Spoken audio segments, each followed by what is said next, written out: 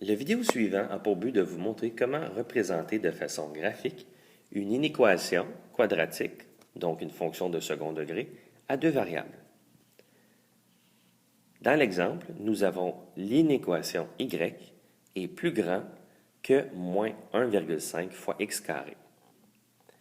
Première chose qu'on doit déterminer, on doit déterminer si la courbe tracée sera pleine, c'est-à-dire qu'elle va inclure les valeurs de la limite de la droite frontière, ou est-ce qu'elle va être pointillée, est-ce qu'elle n'inclura pas ces valeurs. Dans le cas suivant, nous avons un signe plus grand, donc il n'y a pas d'égal, on va donc utiliser la ligne pointillée. Numéro 2, tracer la courbe frontière à l'aide d'une table de valeurs. Donc, c'est le même principe que de tracer une fonction racine carrée, une fonction de degré 2, etc. Donc, pour toute fonction, qu'est-ce qu'on fait? On fait une table de valeurs, on remplace x et on trouve la valeur de y. Dans le cas d'une fonction x carré, je sais que la figure, l'image projetée sera une parabole. Donc, je vais prendre des valeurs de x qui sont partagées d'un côté et de l'autre de 0. Les valeurs de y me donnent donc pour 0, ça devient 0. Ainsi de suite, lorsque je remplace moins 1 dans l'inéquation, ça me donne moins 1,5. Quand j'ai x égale à moins 2, ça donne moins 6. Ainsi de suite, la table de valeurs est faite. Troisième étape. Juste avant, on va tracer la courbe en question. Voici les 5 points en rouge, les 5 points que nous avons trouvés grâce à la table de valeurs. On les relie avec notre ligne pointillée que nous avions parlé au numéro 1.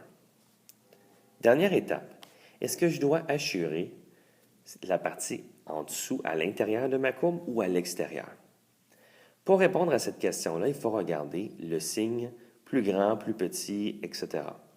Donc, si vous regardez bien, si le y, le signe est représenté y plus grand ou encore y plus grand ou égal, on va colorier au-dessus de la courbe.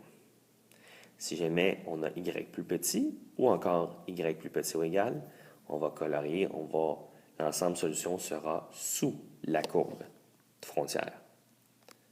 Ici, on regarde notre y est plus grand, donc on colore au-dessus de la courbe, ce qui nous donne l'ensemble solution illustré ici.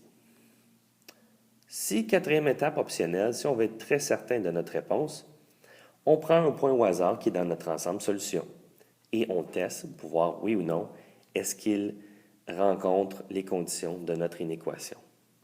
Donc, par exemple, si je prends le point 1.1, je regarde sur mon graphique, le point 1.1 est situé dans la zone qui est rouge.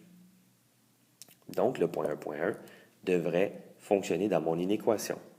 On va le tester. On remplace x et y par 1,1. On remplace x par 1, y par 1, tel qu'indiqué en vert ici. Ce qui nous donne, une fois terminé, que 1 est plus grand ou égal à moins 1,5. Ceci est vrai, donc notre ensemble solution est bien identifié.